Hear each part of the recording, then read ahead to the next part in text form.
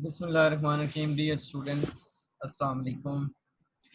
Today is our lecture number 19, and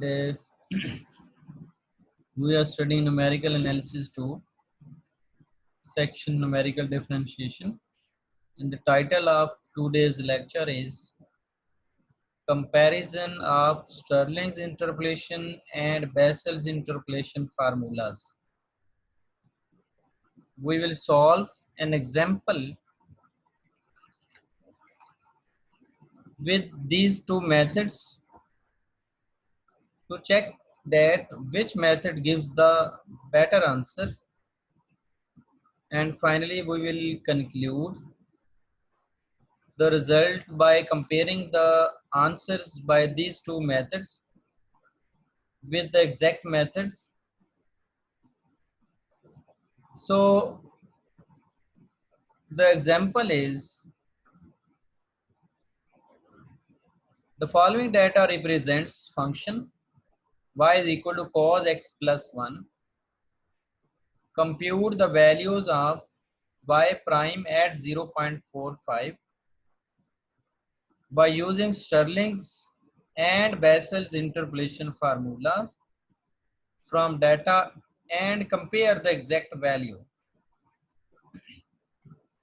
The data is given here. X is 0.0, 0.2, 0.4, 0.6 and 0.8. Y is 0.5403, 0.3624, 0.1700, minus 0.0292, minus 0.2272. तो इसमें हमने एक ऐसा function लिया है जिसकी एग्जैक्ट वैल्यू भी हम निकाल सकते हैं. Just to check the accuracy of the methods, Stirling's and Bessel's interpolation formula. So here you can see that the data is equally distributed. So we can use these two methods. And the point at which we are going to find the derivative is 0.45, which is near to the central value. So it means that these two methods are suitable for this question. But in the end, we will see that one method will be better than the second. So first of all, we solve this example by using Stirling's formula.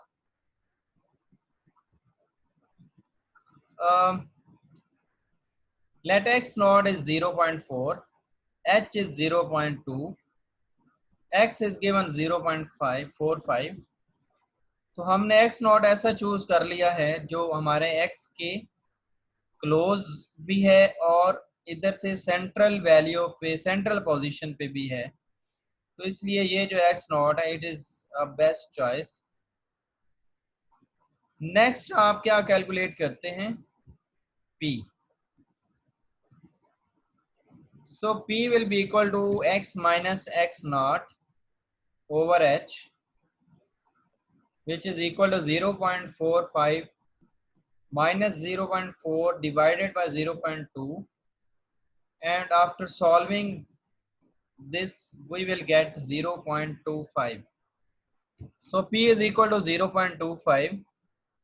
As we have studied in the Stirling's interpolation formula, that range of p should be in the interval 0 minus 0.25 to plus 0.25, and here the value of p is suitable for this interval. So first we solve this example by Stirling's interpolation formula. So after deciding x naught and finding the value of p, we will construct the difference table.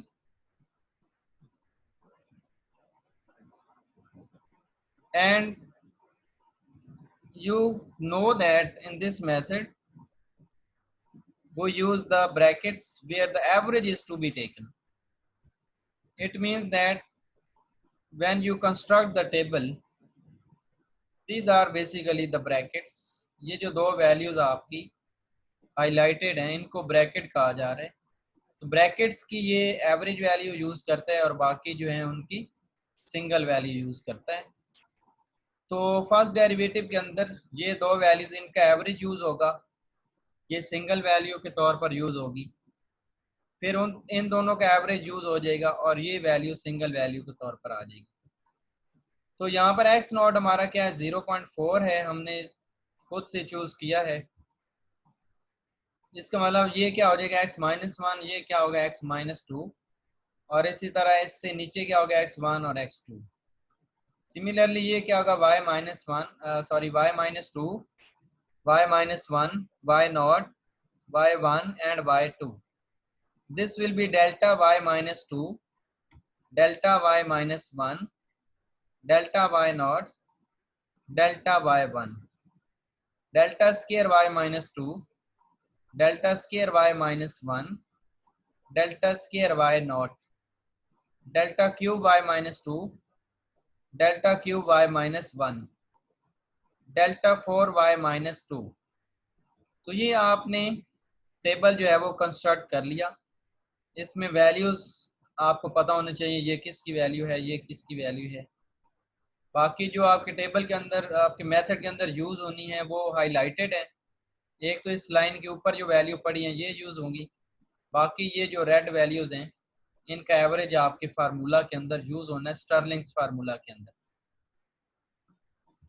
ये आपको पता है delta Y हम कैसे निकालते हैं, this value minus this value, then ये value कैसे आती है this value minus this value. तो सिमिलरली आप ये इस तरह से सारा जो टेबल है इसको कंप्लीट करते हैं, ये आपको ऑलरेडी पता है। सिर्फ आपको ये पता होना चाहिए कि ये कौन सा डेल्टा है, this is delta y-2, this is delta square y-2, this is delta cube y-2, this is delta 4y-2। इसकी अंडरस्टैंडिंग आपको होनी चाहिए। उसके बाद हम अपना जो फार्मूला है वो लिख लेते हैं। By using Stirling's formula for first derivative to find y prime at 0.45। अब देखिए आपने स्टर्लिंग्स इंटरपोलेशन फार्मूला जो है वो लेक्चर नंबर 14-15 के अंदर स्टडी किया था, वहां पर भी हमने इसके क्वेश्चंस किए थे। यहाँ पर अगेन हम उसी फार्मूला को यूज करते हैं। तो आप देख सकते हैं आपने ऑलरेडी ये फार्मूला डिराइव किया हुआ है। Stirling's interpolation formula to find the first order derivative dy by dx is equal to 1 over h into delta y naught plus delta y minus 1 divided by 2 plus p delta square y minus 1 plus 3p square minus 1 by 6 into delta cube y minus 1 plus delta cube y minus 2 divided by 2 plus 2p cube minus p over 12 delta 4y minus 2 plus 5p4 minus 15p square plus 4 over 120 into delta 5y minus 2 plus delta 5y minus 3 divided by 2। तो यहाँ पर भी आप देख सकते हैं आपके जो ऑड डिफरेंसेस हैं उनका एवरेज आ रहा है और जो इवन डिफरेंसेस हैं उनका वो सिंगल वैल्यूज के तौर पर आ रहे हैं। ये आप टेबल में भी हमने यही बात की थी कि जो ऑड डिफरेंसेस हैं डेल्टा डेल्टा क्यूब इसी तरह डेल्टा 5 आ जाएगा। तो यहाँ पर हमने मैक्सिमम डेल्टा 4 तक ही बना सकते थे। डेल्टा और डेल्टा क्यूब की एवरेज वैल्यू यूज होगी और डेल्टा स्क्वायर और डेल्टा 4 की जो है वो सिंगल वैल्यू यूज होगी। तो ये चीज़ आप फार्मूला के अंदर भी नोटिस कर सकते हैं कि जो आपके ऑड डिफरेंसेस हैं इनकी एवरेज वैल्यू आ रही है 0 -1, फिर -1 -2, फिर -2 -3, और जो आपके इवन डिफरेंसेस हैं डेल्टा स्केयर डेल्टा 4, ये जो है वो इनकी सिंगल वैल्यू आ रही है। पहली दफ़ा -1 है, फिर -2। इसी तरह अगर आगे लिखना चाहें तो डेल्टा 6 बाय -3 होगा। तो बहरहाल इसमें हमारा डेल्टा 4 तक ही डाटा है, तो वो ही हम यूज़ करेंगे। एच हमें पता है, हमने पीछे फाइंड कर लिया। एच क्या था? एच 0.2 है, पी है 0.25। तो ये हमने सेंट्रल डिफरेंस टेबल जो हमने बनाया है उसमें हम देख लेते हैं डेल्टा वाई नॉट क्या है। This is delta y -2, delta y -1, this is delta y naught -0.1992। यही हमने आगे यहाँ पे लिखा है, delta y naught is -0.1992। Similarly delta y -1 क्या आ रहा है? -0.1924। ये भी आप देख सकते हैं टेबल के अंदर, -0.1924। This is delta y -1। Next हमें इसकी ज़रूरत होती है डेल्टा स्केयर वाई -1 की। तो this is delta square y -1, ये आगे हम देख भी सकते हैं। डेल्टा स्केयर वाई -1 क्या है? -0.0068। सिमिलरली डेल्टा क्यूब वाई -2 0.008 होना चाहिए। डेल्टा क्यूब वाई -2, एक मिनट, डेल्टा क्यूब वाई -1, बेसिकली ये वाई -2 होना चाहिए और ये वाई -1 होना चाहिए। लेकिन जब हम फार्मूले में पुट करते हैं दरमियान में प्लस है तो ऐसा कुछ फर्क नहीं पड़ता। But here you should have y -1 and this is y -2। Delta cube y -2 होना चाहिए ये, और ये डेल्टा क्यूब y -1 होना चाहिए। इसमें आप करेक्शन कर लीजिएगा, ये टाइपिंग मिस्टेक है। यहाँ पर -1 होना चाहिए और यहाँ पर -2 होना चाहिए, क्योंकि आप टेबल में देखें तो डेल्टा क्यूब y -2 पहले आएगा और डेल्टा क्यूब y -1 बाद में आएगा। तो this is delta cube y -2,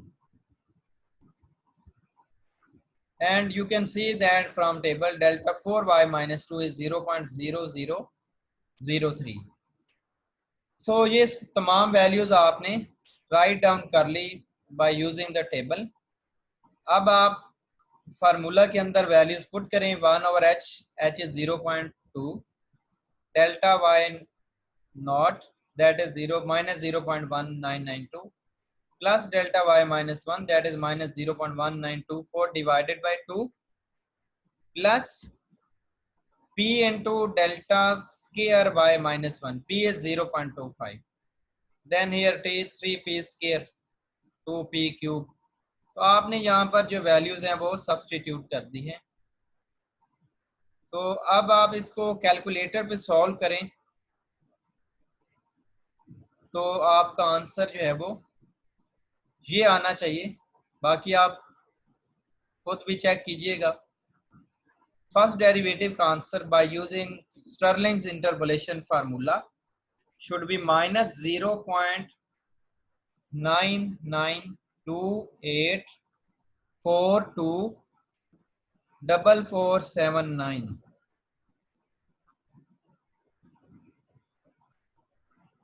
अब हम इसी क्वेश्चन को बेसेल्स इंटरपोलेशन फार्मूला के साथ सॉल्व करते हैं। बेसेल्स इंटरपोलेशन फार्मूला के अंदर आपकी P की रेंज क्या होनी चाहिए? 0.25 से 0.75। बाकी फार्मूला हमने लास्ट लेक्चर के अंदर पढ़ा है, उसको हम यूज़ करेंगे। तो सबसे पहले हमने इसकी रेंज लिख ली कि ये रेंज होनी चाहिए आपके P के लिए। तो अब यहाँ पर हम जो है वो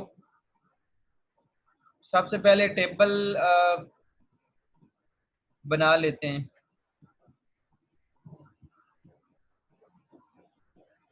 इसमें भी x नॉट हमने 0.4 ही लेना है, क्योंकि उसी से हमारे पास जो P की वैल्यू है वो सर्टन रेंज के अंदर आएगी। टेबल बिल्कुल उसी तरह से बनेगा जैसे आपका वहां पर बना है। लेकिन यहाँ पर आपका फार्मूला चूंकि आपने चेंज करना है, वहाँ पे स्टर्लिंग फार्मूला था, तो इसलिए वहाँ पर जो हमने हाईलाइट किया था वैल्यूज को वो डिफरेंट थी। यहाँ पर जो हमने हाईलाइट किया वो थोड़ी डिफरेंट है। इसमें आपकी ये जो 3 लाइंस हैं ये यूज होनी है, तीनों लाइंस। और डिफरेंसेस की सिंगल वैल्यू यूज होगी और इवन डिफरेंसेस की एवरेज वैल्यू आप यूज करेंगे। तो जो जो वैल्यू हमने यूज करनी है वो हमने हाईलाइट कर दी हैं। एक तो ये ब्लू लाइंस वाली वैल्यूज यूज होंगी, दूसरा ये जो रेड लाइंस हैं ये वैल्यूज आपकी यूज होनी है। यहाँ पर एक वैल्यू मिसिंग है क्योंकि हमारे पास डाटा मौजूद नहीं था, तो जो वैल्यू यहाँ पर होगी वो हम 0 पुट कर देंगे। या ये भी हो सकता है कि आप ये वैल्यू यूज ही ना करें, यहाँ तक आप डाटा यूज कर लें, क्योंकि जो पहली 2-3 टर्म्स होती हैं वही डोमिनेंट टर्म्स होती हैं। उससे अगली जो टर्म्स होती हैं उससे कोई इतना ज़्यादा फर्क नहीं पड़ता। तो वैसे भी न्यूमेरिकल आंसर निकालना है तो आप यहाँ तक भी डाटा यूज़ कर सकते हैं, और अगर ये यूज़ करना है तो इसमें आप ये वाली वैल्यू 0 पुट करेंगे। ठीक है, तो अब आप सबसे पहले फार्मूला हमने लिख लिया dy/dx, Bessel's interpolation formula. This is equal to 1/h into delta y naught plus 2p minus 1 over 2 factorial into delta square y minus 1 plus delta square y naught over 2 plus 6p square minus 6p plus 1 over 12 delta cube y minus 1 and so on। तो यहाँ पर आप देख सकते हैं जो आपके और डिफरेंसेस हैं ये सिंगल आ रहे हैं और इवन डिफरेंसेस जो हैं वो एवरेज के तौर पर आ रहे हैं। तो यहाँ पर भी डेल्टा 4 तक ही हमने डाटा पुट करना है। अगर ये टर्म आप ना भी लिखें तो इसकी कोई ज़रूरत नहीं है यहाँ पर। तो अब हम एच हमने ऑलरेडी हमें जो यूज़ कर रहे थे स्टर्लिंग फार्मूला के अंदर वही एच होगा, पी भी वही होगा।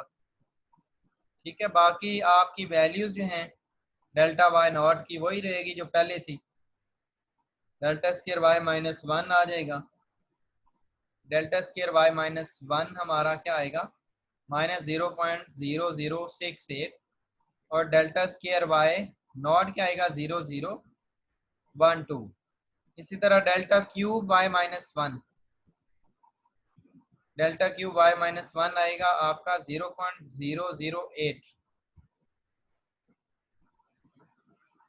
डेल्टा क्यूब वाई माइनस 1 क्या आएगा आपका 0.008 आएगा।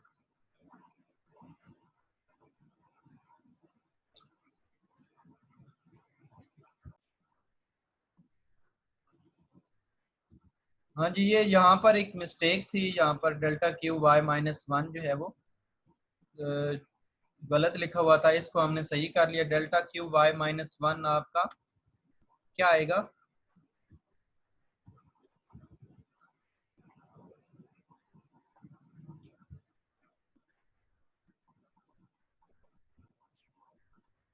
0.008 आएगा। पहले 0.0077 लिखा हुआ था तो उसको हमने सही किया। डेल्टा क्यूब वाई माइनस 1 आपका क्या आएगा 0.008 और डेल्टा 4 वाई माइनस 2 आ जाएगा 0.0003। डेल्टा 4 वाई माइनस 1 जो है वो यहाँ पर मिसिंग है क्योंकि हमारे पास डाटा मौजूद नहीं था। तो ये आपने डेल्टास जो है वो लिख लिए। डेल्टा वाई नॉट क्या आ गया -0.1992, डेल्टा स्केयर वाई माइनस 1 क्या आ गया -0.0068, डेल्टा स्केयर वाई नॉट क्या आ गया 0.0012, डेल्टा क्यूब वाई माइनस 1 क्या आ गया 0.008, डेल्टा 4 वाई माइनस 2 आ गया 0.0003। डेल्टा 4 वाई माइनस 1 हमारे पास अवेलेबल नहीं था, उसको हमने नेग्लेक्ट कर दिया या फिर उसको 0 पुट कर दिया। तो ये आप वैल्यू यहाँ पे पुट करें। एच आपका 0.2 है, पी आपका 0.25 है। तो ये हमने वैल्यूज पुट कर दी एच की जगह पे 0.2 आ गया, पी की जगह 0.25 और पहले डेल्टा वाई नॉट है उसकी वैल्यू आ गई, फिर डेल्टा स्केयर वाई माइनस 1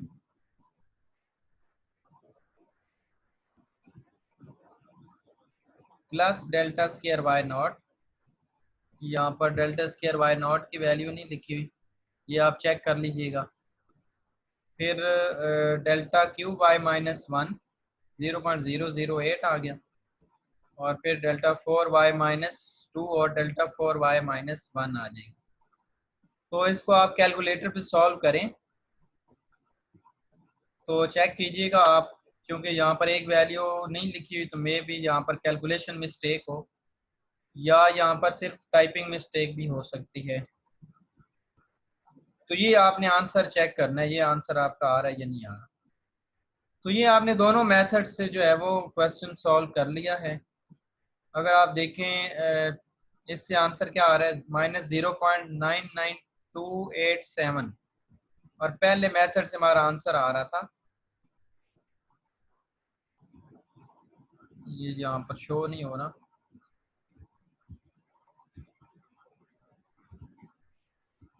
ये आंसर आ रहा था -0.99284, यानी यहाँ पर 4 है और हमारे अगले मेथड के अंदर 7 आया है, तो बाकी पहले 4 डिजिट बिल्कुल सेम है। अब हम देख लेते हैं कि इसकी एग्जैक्ट वैल्यू जो है वो क्या निकलती है।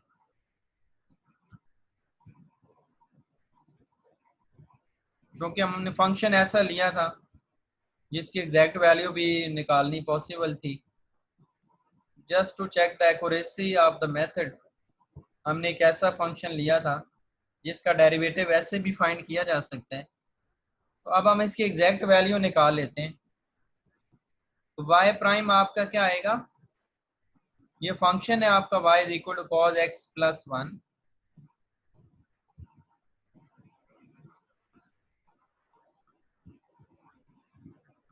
तो आप इसका डेरिवेटिव लें वो क्या आएगा, minus sine into x plus 1। Cos का डेरिवेटिव क्या होता है, माइनस साइन, और एंगल क्या है, एक्स प्लस 1 है।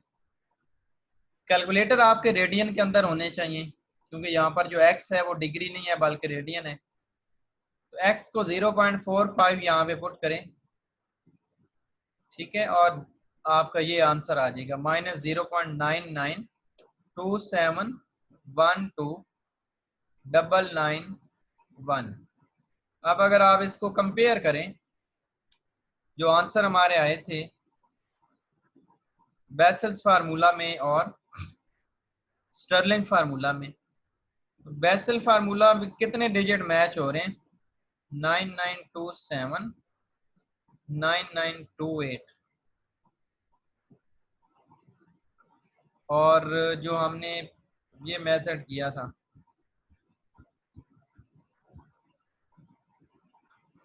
9928, इसमें आ रहा है 84,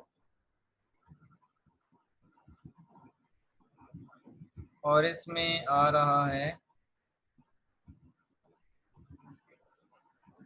99287, यानी इसमें एंड पे 7 आ रहा है 8 के बाद, और उसमें 8 के बाद 4 आ रहा है।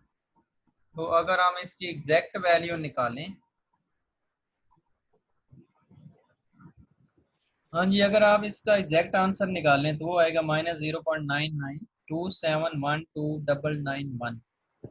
अगर आप इसका एरर कैलकुलेट करें, absolute error by from Stirling's formula, तो ये आएगा 0.00013, और बेसल्स फार्मूला के अंदर इसका एरर आ रहा है 0.00017। So it means that the Stirling's formula gives the more accurate result than Bessel's formula. ये हमने एग्जांपल की थी to compare both the methods. तो आप देख सकते हैं दोनों मेथड्स के थ्रू जो आंसर आया है, there is a slight difference, थोड़ा सा ही फर्क है, इतना ज़्यादा फर्क नहीं है एक्यूरेसी के अंदर। दोनों मेथड्स ही जो है ना वो बेटर वर्क करते हैं। तो इसमें एच का गैप जो था वो हमारे पास था